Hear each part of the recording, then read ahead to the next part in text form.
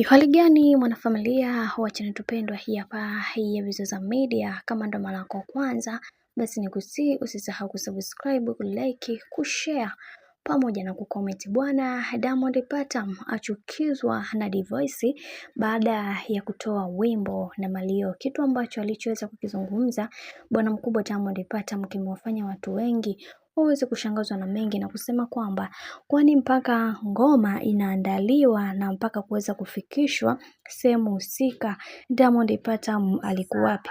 Lakini tuliweza kuona wengi wao waliweza kuongea mengi juu ya hiki ambacho kinachoendelea kwa sasa, na wakasema kwamba Diamond Platnumz ana makosa, lakini pia wengi wao wakasema kwamba Mario kuna kitu ambacho anachokifanya, lakini hataki kuweza kuonekana yeye ni mbaya kwa kipindi hiki. Anachokifanya ni yeye kuweza kukaa kimya na kutengeneza brand yake yeye kama sasa.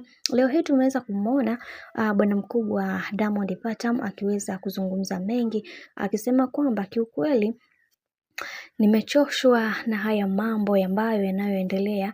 Nimekuwa nikiwatoa madogo wengi sana kwenye gemu ya kimuziki, lakini leo hii najikuta naingia katika matatizo ambayo binafsi sikuyategemea. Nimemfanya Dvoice kama rafiki, ndugu, jamaa, lakini yote ya yote nilichoambulia ni masimango na kejeli, dharau. Hili jambo limenikera sana.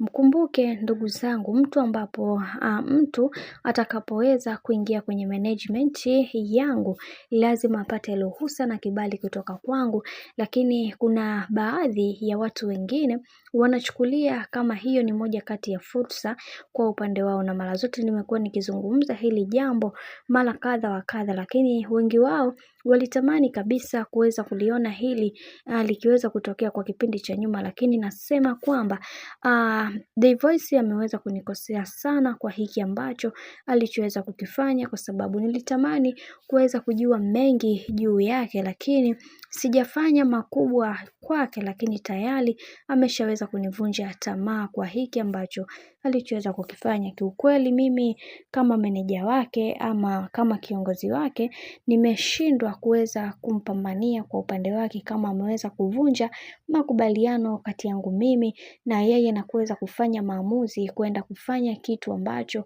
mimi kama mimi sikuweza kukiruhusu kwa namna moja ama nyingine. Hivyo ninasema kwamba sasa hivi Dvoice atakuwa anajifanyia mambo yake yeye kama yeye binafsi. Nimeshaweza kuchoshwa na haya ambayo yanayoendelea kwa kipindi hiki.